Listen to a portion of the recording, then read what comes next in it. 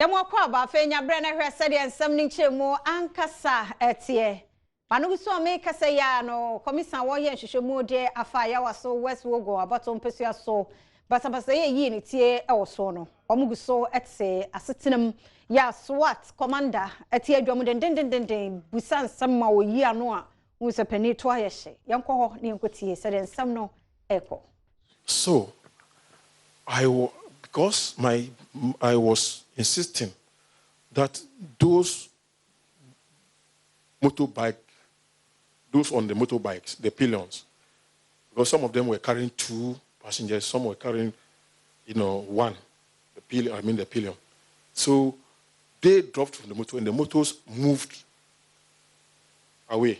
to the back of the building. Now, those who dropped, I was insisting that they should leave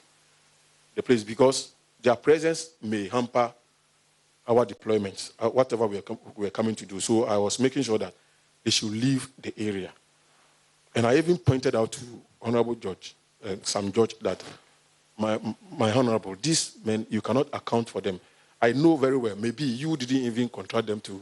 come and escort you. From their own volition, they will come and join you. But if something happens, you may not even be able to account for them. So it is in your own interest for you to advise them to leave the place. Okay, at what stage did you then proceed to the house?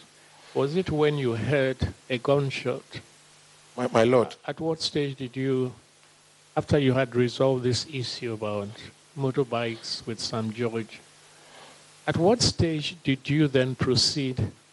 to the house where you had intelligence that there was a stockpile of weapons? My lord, after everything settled, yes, they decided to move away. Okay. And moved to the back of the school building where our target was, the facility we were supposed to go and conduct the search was. So when they moved there, not quiet, sometime we heard a gunshot. And one gunshot? Yes, one gunshot. Okay. So it attracted everybody's attention. So I asked some of my men to drop from the vehicles and follow me to the scene. And that time when we were proceeding, I even saw the Honorable Sam George also trotting towards that direction. Lo and behold, when we turned the bend from the main building, which leads to the location where the gunshot was heard, we saw young men, heavily built young men, who were surging towards where we were coming from. Some throwing stones with gunshots in the background. To be frank, we were completely taken back because we didn't expect to see that spontaneous reaction from that group of people. So I told my men, the policemen, to give warning shots. So we also give warning shots. These men who were advancing towards us and throwing stones and firing in the air were also alarmed, and they decided to disperse and run back to the building, apparently where they came from. So they started running.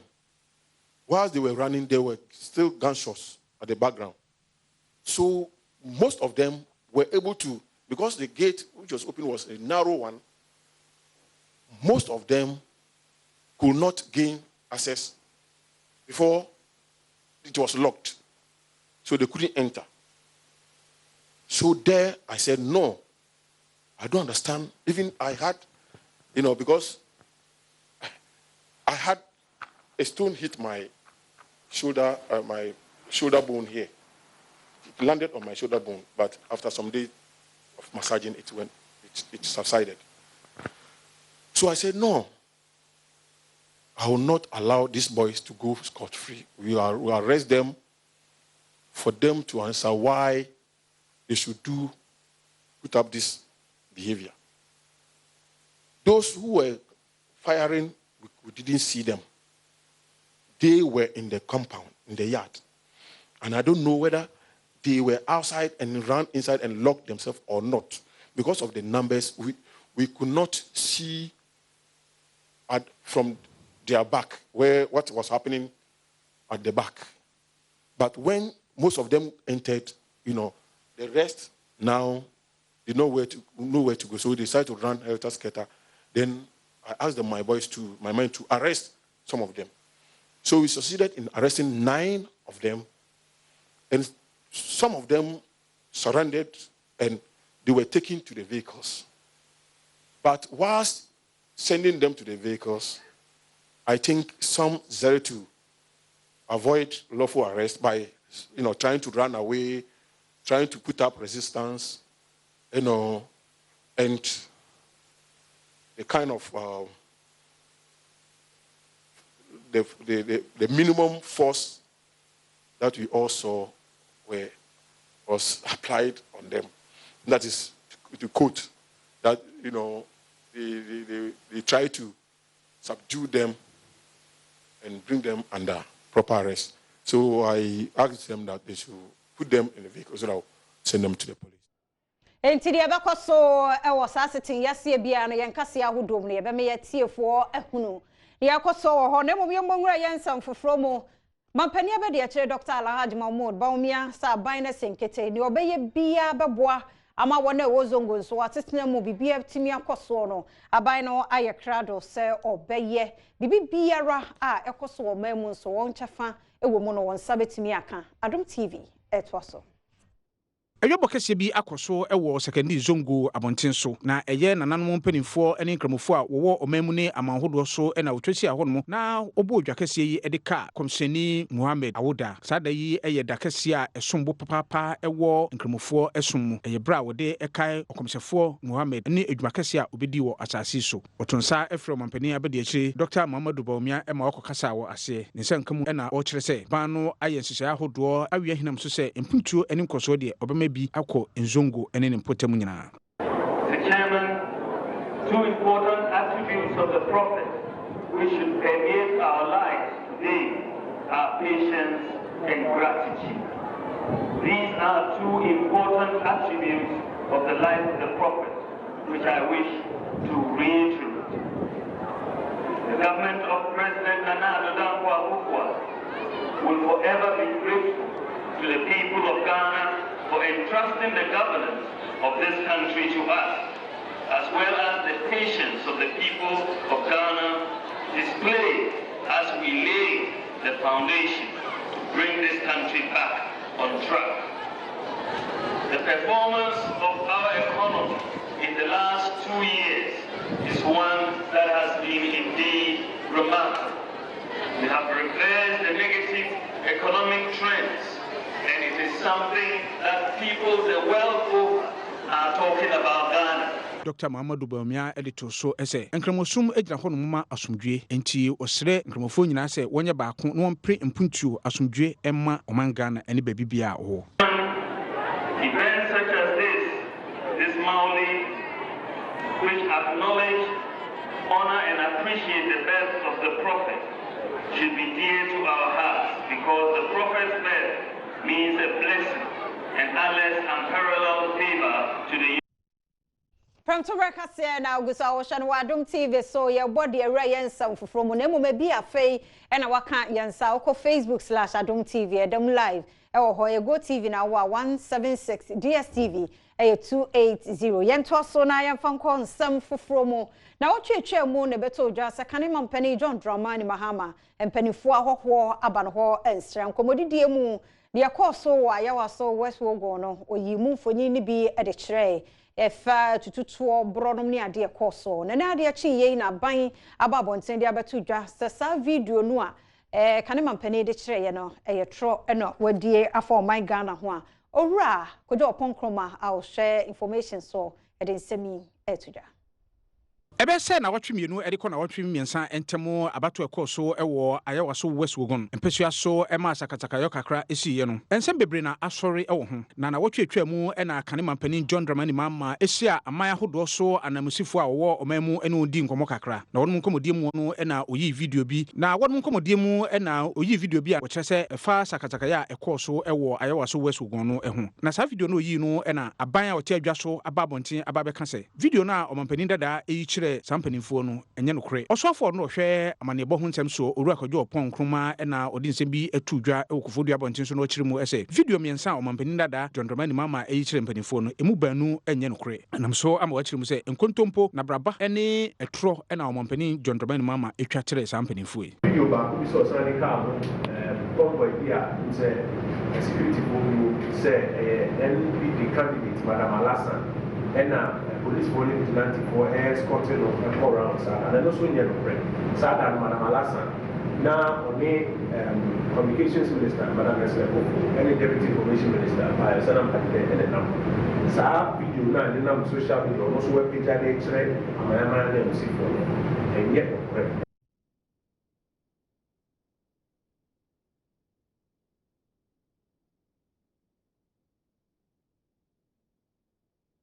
Sadia tie bia fi yenuanom nkramofo akwantu kunkunu a wonde kɔ meka no ebeba so empanifo a wom na hwe hardboard so a Sheikh IC kwe edawa no wode nsema hodo atodwa ya fi eka won mobo ewo wom akwantu no ho no esom 19,500 Ghana cedis empanifo so haw ene atwacho ta esi ewo haje no mafi wei wom ye de wom betumi bia se bi ensibiem Adom Kasee edeba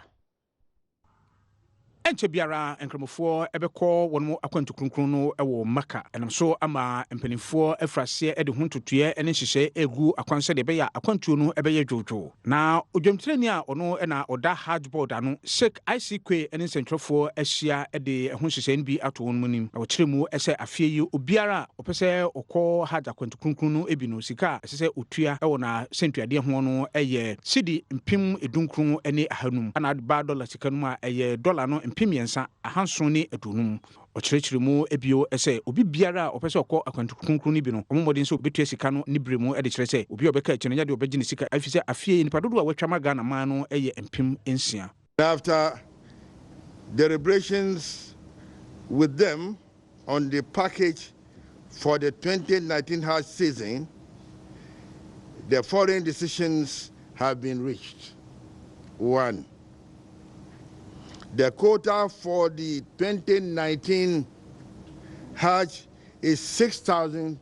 pilgrims. The package for the entire pilgrimage is 19,500 Ghana cedis. The equivalent in dollar is 3,750 US dollar. It means that from today, the pilgrims are going to start paying, and the deadline for the payment is April 30th, 2019. National Hardboard ekasamafo Alhaji Abubakar Sadiq ekyerɛkyerɛ mu ebio ese woni a wamo nkwan sɛ woni akwantu ehu ensawoso enmo ne ade no eno behwɛ mo adwuma no bibiara obɛfom ne de obɛma emrane no adi. Agent association member ne tuama no se ko ba se yechi obi onye agent ana se ni kwan se oye protocol na se ko ya kwan be ne ne be sa nipa ko so ye member ekwa bia so ye gisika no de manipa kro a otwa sa sika no ma so onye member ne ye refer no ma Hajj board a no mo so atake legal issue ewu paseda no New Kingdom Ginseng Power Capsules so mo ne aboafo yenkonkoje wonkra so mra fi se jonanum bia oye steady sanso na ni kwensu wie ba ko ane yenkonkwa so for Israel na aka ne de obeje yakoje nkra to no aba ye ba e beto so.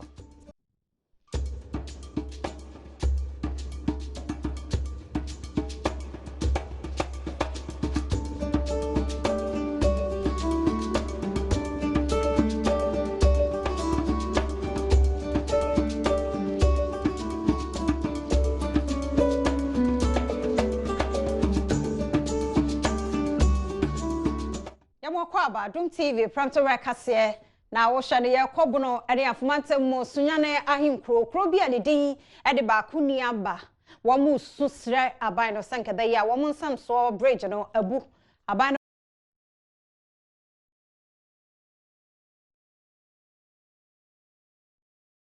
aye bibia ho ha o madwene won ne amane bofo edi nkomo yi Baby am ginan baako nuaba na wo hwe a ekwan ya da ha yi ekọ baako nuaba west aha nipa dodo na nso enete bia yi na wo hwe se de city a enam se bridge wo ho ena ye bridge a etwa baako nuaba west ene east fo no so entam ensu kase pa ena da ha yi eso anso ena ye gina ye chi sesi e de ekoso se omo west ho ena omo nyina ka omo ho abom enei omo hwe se mbetimi nso aboa atimi aye bridge kase pa na atimi nso aboa omakona badie nyina nso ewo saabia yi Adom TV yen hwe na ye ne eye mpanimfo nso omuwom na ye ne omo nso enti enni nkomo na ye hwe se dia adwumadie no esitie ankasa ewo ha yakwan ne yakwan a asai kura ensuo da kwanum a omama bridge da sa bridge no omo de iron rods nkwan egu so ye ba area ha na bridge ne beto no ensuo to a school for nkola nyina ntimi nko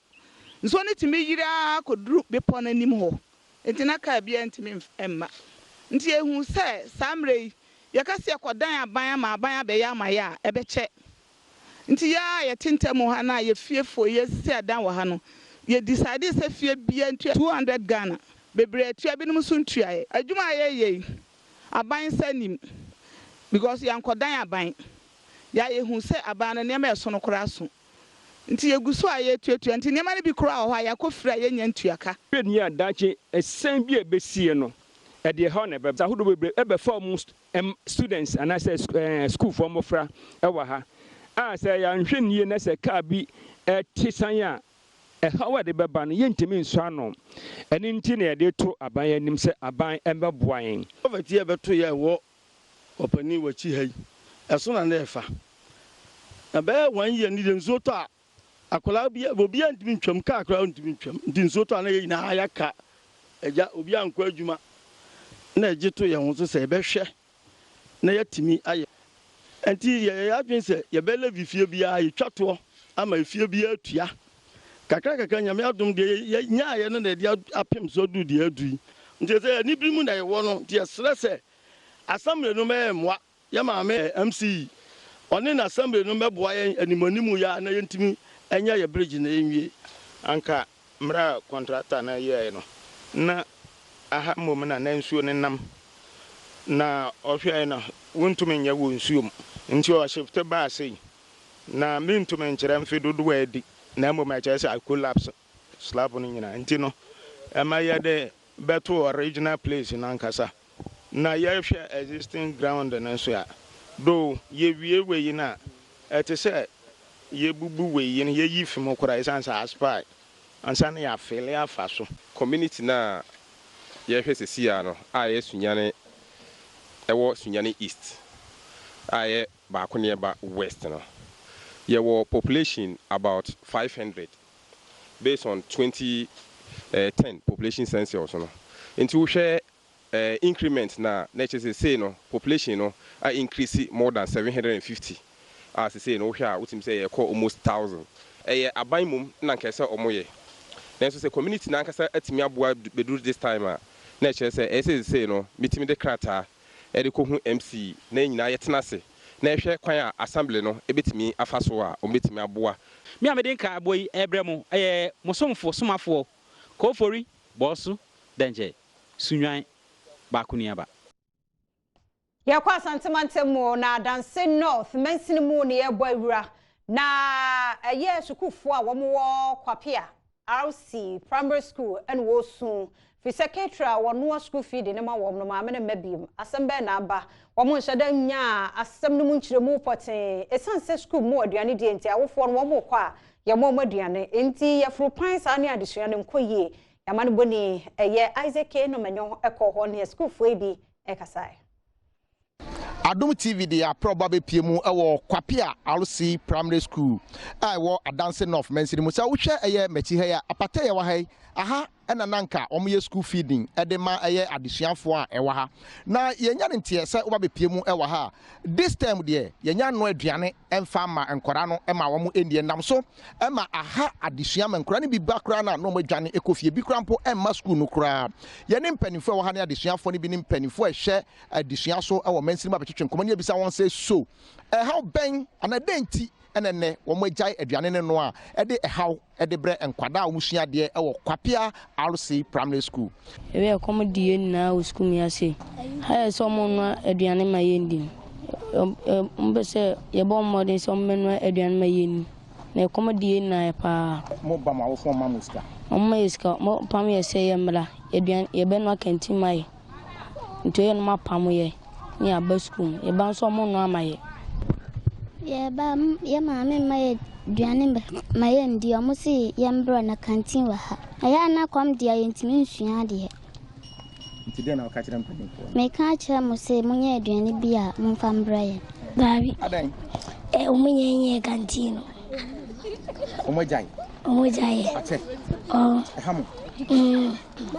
Kwan bɛn so na ɛde ha mo. So ma yɛ ba na kɔm die. First week ni de ɔmo anoa. Second week no ombe noa from Monday to Friday. Third ya noa and this week nso ye noa ye. How be na dia abere? How dia ba ne say akola bi e ho ho be school and parents wonim say ye be no aduane. Nti bi ho ha o ma ne besika. Na wa pam no mana ba. Akola no be ba no na aduane ni ho. Eno ya na ha adwene. Otumu say ya na o ma to ba ha bi ho ha onya aduane ni ekomode no. Nti dia ba no. Na fi say o mo bi school no de na hu say o ma ye aduane ba kope. Ya ba ha be watch a wo munya aduane no fat head mistress nko aboya mane am ya nsu be hu nti ya fa adwun bi bo se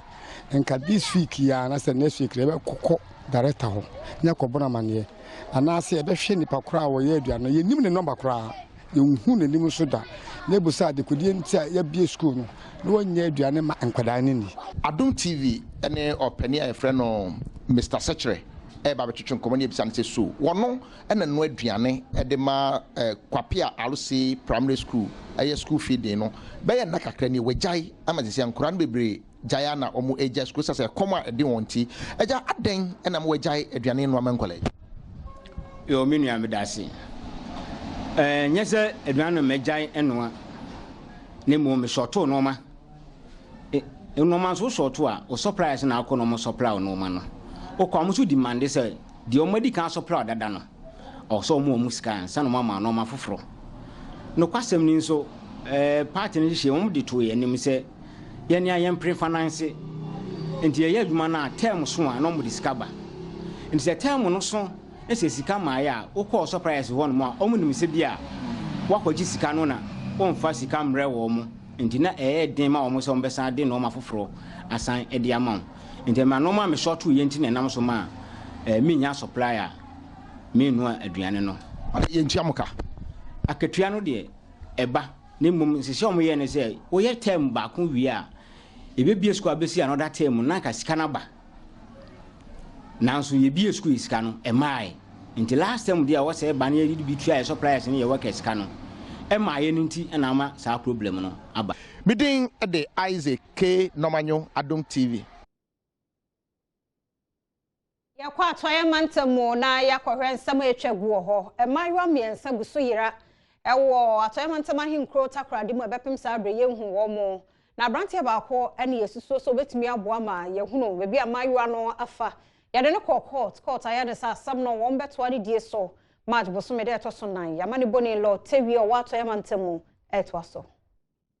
Samoyi de talk Wells a wosusu sɛ emaya wo yiraye e wo takrade ne mpɔtamu e wo afie betwamu wenim hu bie no ene de wode no ekogina takrade magistrate court a watu asɛm no akɔhye obanim bosome da ɛtɔso nan e wo afie mu temuafo pani a wotena asɛm ne so ene de Michael Ampadu editu dwa sɛ asɛm titira efa emaya wa yira ne ho ne de enya de no ho asɛm na wo ka ne sesei na emom no emra wadi owura yi ekɔto apolisifo akache no obu punani edwane efiri hɔ no mu a ɛno ho asɛm na wo ka ne sesei na wo wi ansa waba emaya na wayira no ensem ne so wei ena nipa bia wode wani ekopie asem ni bia ho no mo ekire se wobo anyo asem a otemuafo yi ede tu dwa yi so one Adom Kasee ekasa ye ekire die nti a one otemuafo pani enya adwene